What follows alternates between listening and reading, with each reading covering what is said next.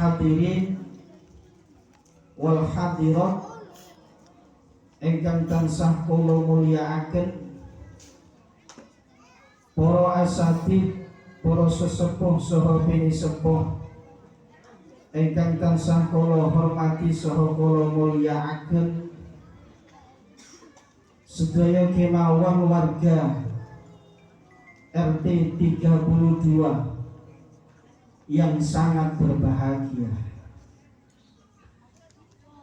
Pertama, marilah kita panjatkan puji syukur kehadirat Allah Subhanahu wa Ta'ala, karena tanpa pertolongan Allah, tanpa ma'unah dan hidayah Allah Subhanahu wa Ta'ala, tanpa kenikmatan yang telah Allah berikan kepada kita, kita tidak mungkin bisa duduk bersama dalam satu tempat yang insyaallah tempat ini penuh dengan keberkahan.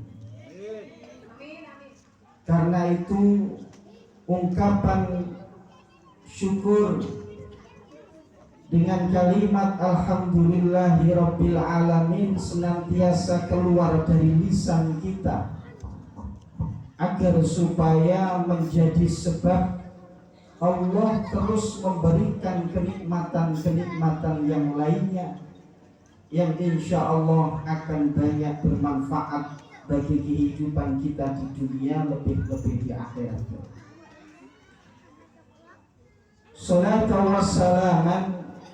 Salawat serta salam semoga tetap terlimpah curahkan kepada baginda Rasulullah Muhammad sallallahu alaihi wasallam,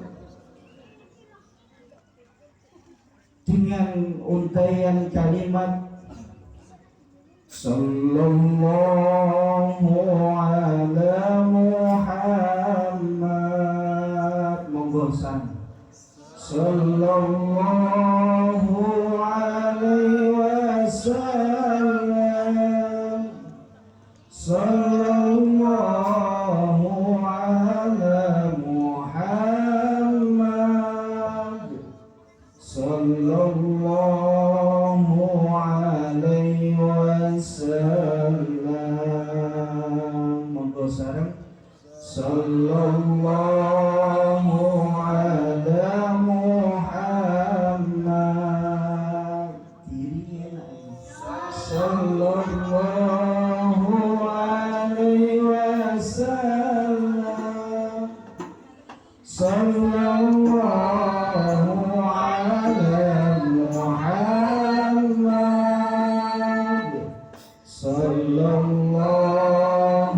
alaihi wasallam.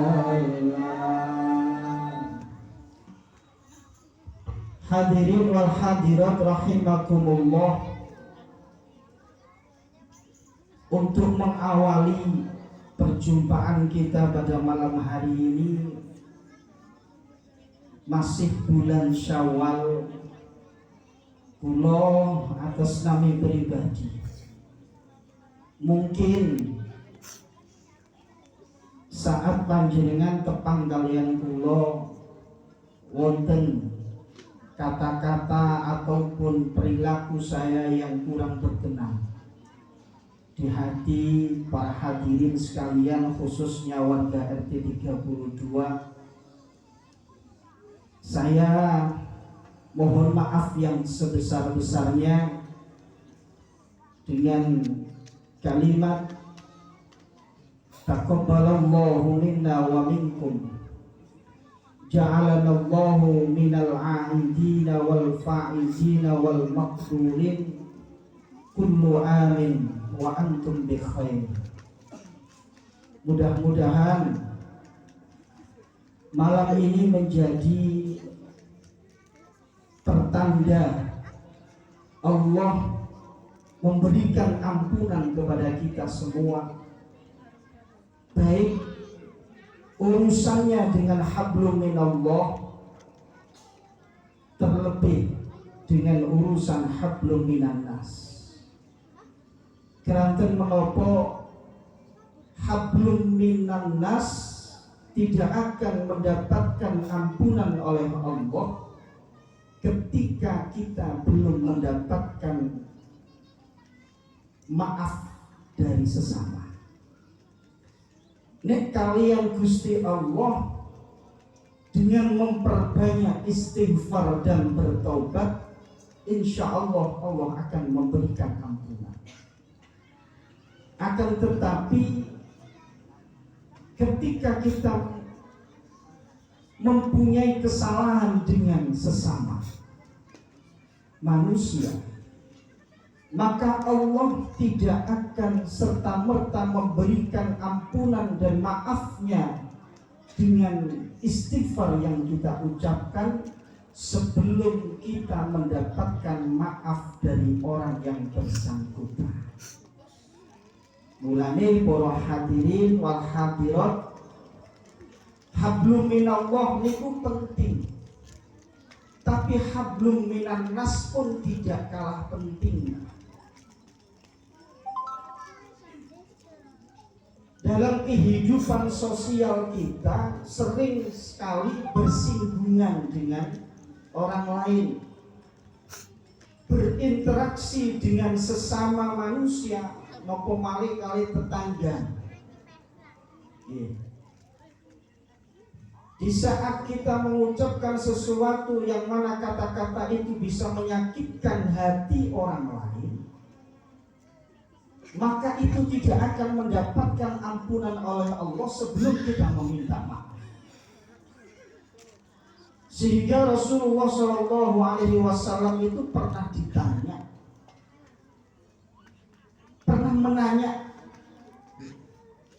kepada para sahabatnya, mal muflis, wahai sahabat, tahukah kalian apa itu muflis?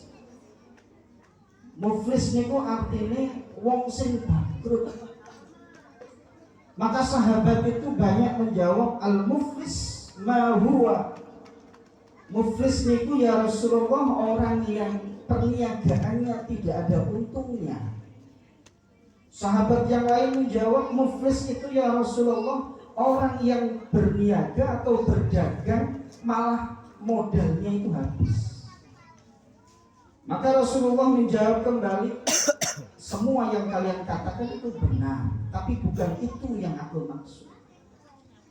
Al-muflis yang dimaksudkan oleh Rasulullah adalah nanti ketika orang itu akan dimasukkan di dalam surganya Allah dengan modal puasanya, dengan bermodalkan sholatnya, dengan modal sedekah, infak dan zakatnya, mestinya orang itu sudah masuk dalam surganya Allah.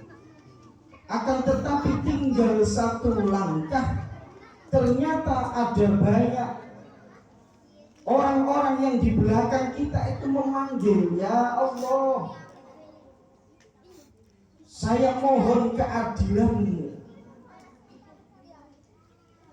Si fulan itu memang dia ketika di dunia sregep jamaah, sregep poso, sregep sedekah, tapi ya Allah, lisane, mulutnya setiap kali berbicara amat sangat menyakitkan hati kami. Maka saya ingin keadilan. Orang ini waktu di dunia sering berbuat zalim kepada sesama, gak melok duwe wit, tolong diketok tanpa izin yang punya. Itu termasuk kezaliman. Akhirnya sing duwe niku rada mandeg. Lah ya sing nanggur sapa, sing ngetok sapa? Gak ngomong, gak izin. Niku kezaliman. Dan itu nanti akan dipertanggungjawab. Ono sampai rada akeh dibuat nang tempat sampai tonggoe, gak ngomong-ngomong. Tonggoe rada gremeng-gremeng. Ini kan gitu doliman yang nantinya akan dimintai pertanggungjawaban. Sehingga banyak sekali orang yang meminta keadilan Allah, sehingga pahalanya orang yang mau masuk surga dari diberikan orang-orang yang didolimi. Pahalanya wis entek, ternyata masih banyak orang-orang yang protes. Akhirnya nopo? Dosa-dosanya orang yang protes niki wau diparingaken tiyang sing badhe mlebu swarga. Wa alamatuhu, akhire wong sing katene mlebu swarga niku wau mboten sithik. Akhire dilebokno neraka. Lalu di mana letak kealiman, keahli ibadahan mereka yang tidak bisa menjamin dirinya untuk bisa masuk surga hanya karena kehidupan sosialnya tidak bagus. Mulane tugasnya Pak RT ini amat sangat mulia. Nggih, ngerukunno warga. Mulane nek sampean ana pemilihan RT aja padha mundur, maju. Tiket mlebu swarga. Rata-rata nek pemilihan RT niku gak ono sing gelem maju. Alasane wabot gak ono bayarane. Celatu wong wis pasti. Nggih. Ya karena niku Pak, semakin banyak celatuan, nggih, semakin cepat oleh mlebu swarga.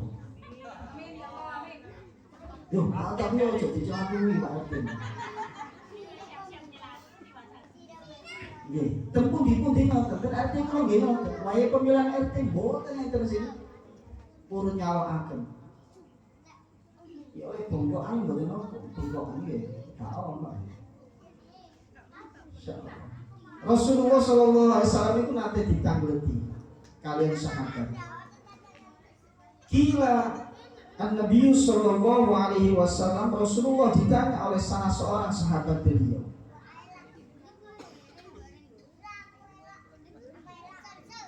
kanat fulana takumul laila wa tasumun nahar wa taf'alul khairat wa tatatasaddaq. Ya Rasul, kula niki nggadahi tangga tiyang estri. Lah niki ibu-ibu nggih. Bapak mboten. Ibu-ibu niki ditangleti Kanjeng Nabi. Kula niki nggadahi tangga tiyang estri. Takumul laila wa tasumun nahar, penggaweane niku nek bengi boten nate telat qiyamul lail. Wa tasumun nahar, di siang harinya dia puasa. Gitu pokoknya, sholat bengi, awane nggih poso. Wa taf'alul khairat, dan melakukan perbuatan-perbuatan baik ya kaya sedekah. Nggih, infak. Nolong wong apik. Walakin ya Rasulullah, akan tetapi ya Rasul, dia tu'addil jirona bilisaniha, tetapi ya Rasul, dia itu sering kali ketika berbicara itu menyakitkan hati tetangga-tetangga. Maka apa kata Rasulullah?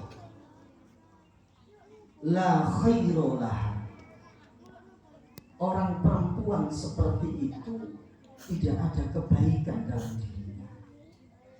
Wahia min ahlina, dan dia adalah termasuk penghuni neraka. Niku sing dawuh Rasulullah. Senes kula. Apa yang kita bisa ambil dari hadis Rasulullah tersebut? Orang yang baik itu bukan kok kemudian kelihatan orang itu batu ireng, kopian terus, serbanan terus, jubahan terus, sarungan terus, jamaah terus. Itu nggih apik.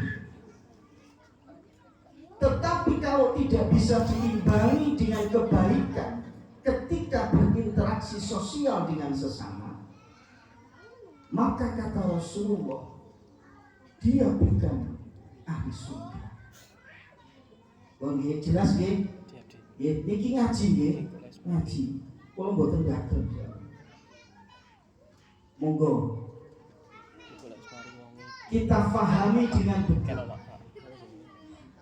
Artinya nopo? Hablum minallah. Yang mana kita memang diperintahkan oleh Allah untuk sholat, untuk puasa, untuk zakat, untuk haji bagi yang mampu. Itu adalah urusan kita dengan Allah. Harus kita tunaikan.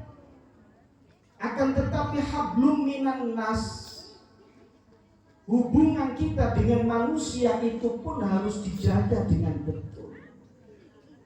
Jangan sampai kita melakukan kezaliman dengan sesama manusia yang ujung-ujungnya akan menafikan semua ibadah yang kita lakukan, sehingga kita menjadi orang yang muflis, orang yang bangkrut. Maka itu Rasulullah Shallallahu Alaihi Wasallam diutus kalian Gusti Allah, dados Nabi, dados Rasul. Tujuannya apa? Tujuannya adalah untuk menyempurnakan akhlak. Loh niki kok gak terus diperintah Gusti Allah dadi Nabi dikongkon ngajak sembahyang tok bot. Innama bu'ithu liutammima makarimal akhlak. Lah akhlak sing apik niku sing sempurna niku napa? Islam. Islam itu bukan hanya mengurusi urusan seorang hamba dengan Allah, tetapi Islam pun mengatur bagaimana caranya hubungan antar sesama manusia itu baik. Sehingga kalau ada manusia dengan manusia yang lainnya gak akur,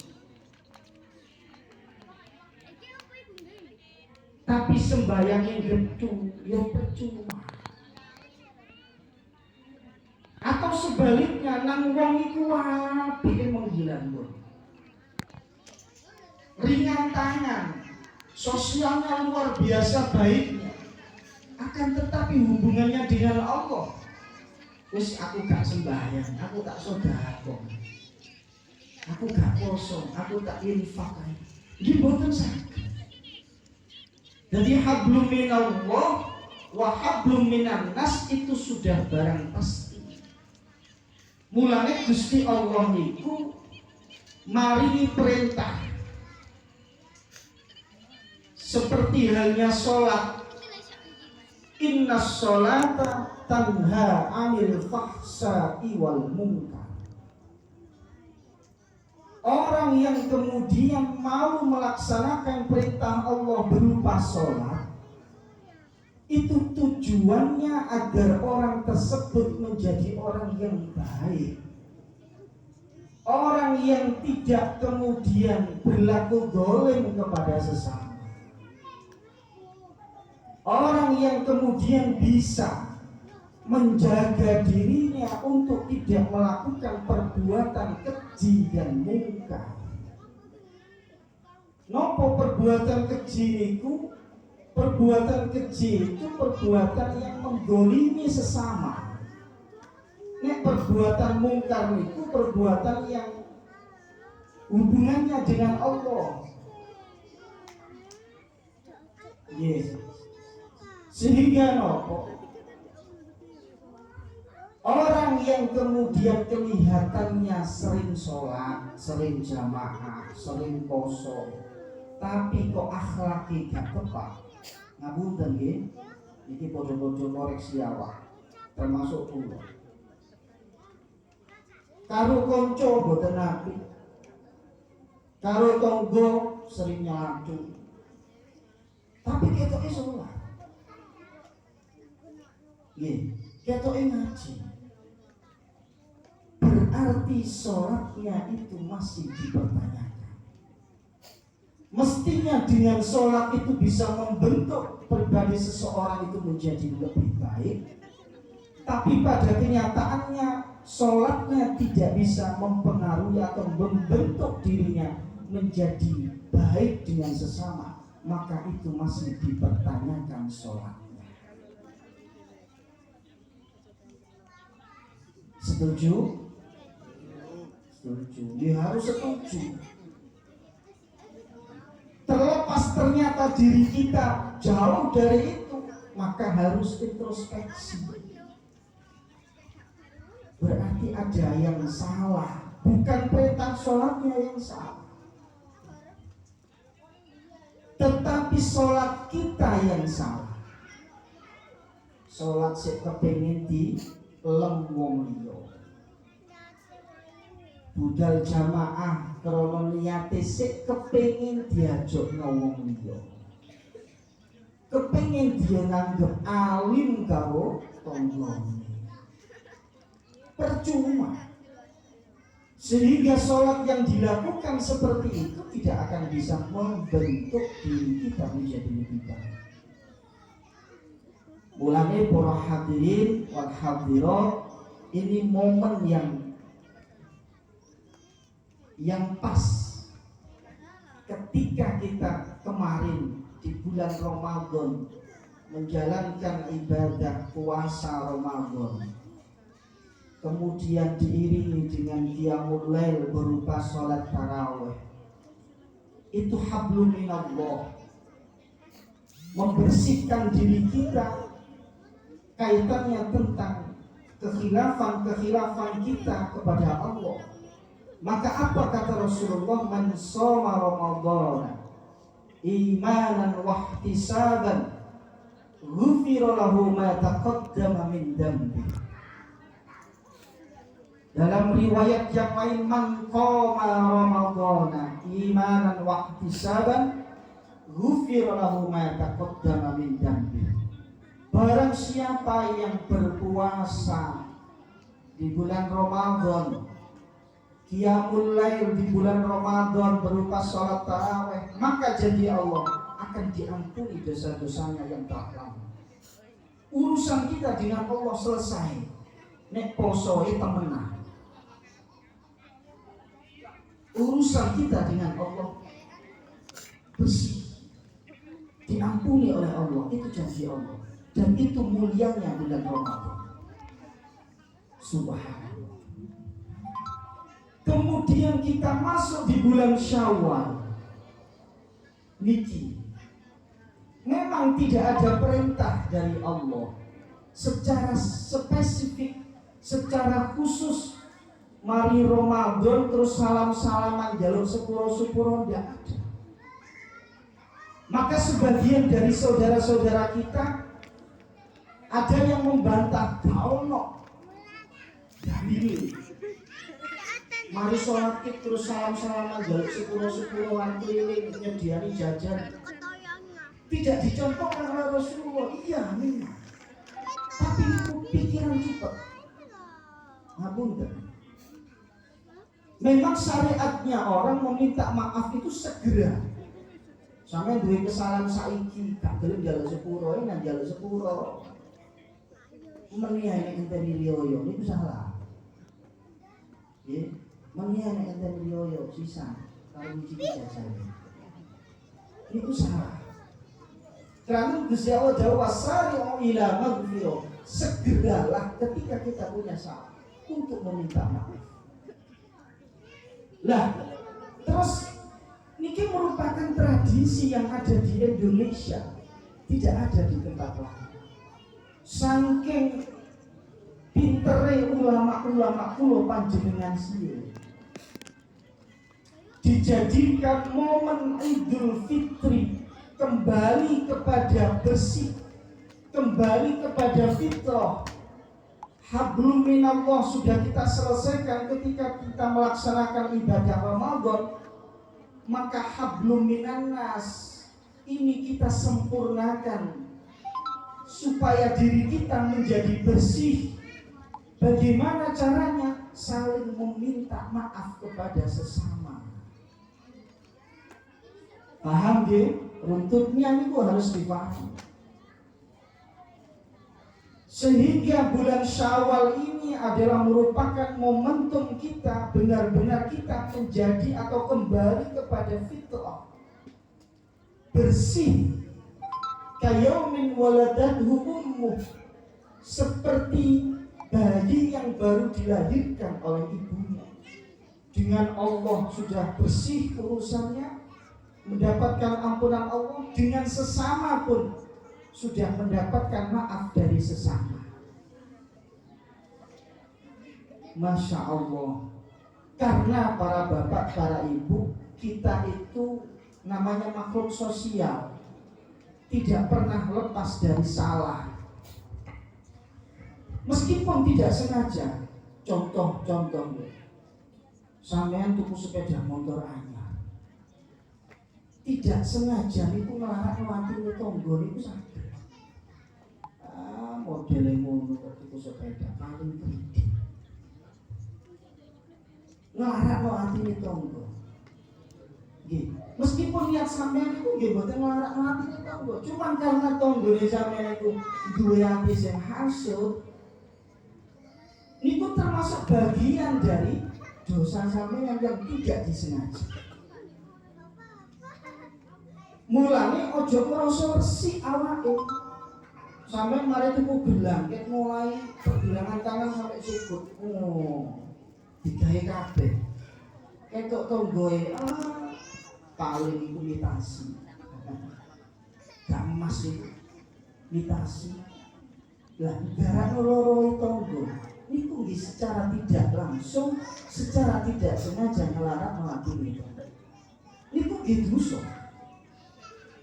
Lah, mulane para bapak, para hadirin, Syawal ketika Idul Fitri, ayo saling berjabat tangan meminta maaf. Dari mungkin ucapan kita, perilaku kita, baik sengaja maupun tidak sengaja seperti hal tadi, agar supaya dimaafkan. Urusannya sih gak gelem nyepuro, urusannya kalian Gusti Allah. Sing penting kula panjenengan wis njaluk sepuro. Ngoten nggih. Kira-kira nek sampeyan kula tanggeti, abot endi njaluk sepuro karo ngekeki sepuro, abot pundi? Sampai jaluk sepuro utawa memberikan maaf, abot pundi? Lalu memberi maaf menjadi sampean. Intine enten malu. Kawan jawab, kok podo abote. Podo abote, tergantung siapa orang itu. Kalau orang itu mempunyai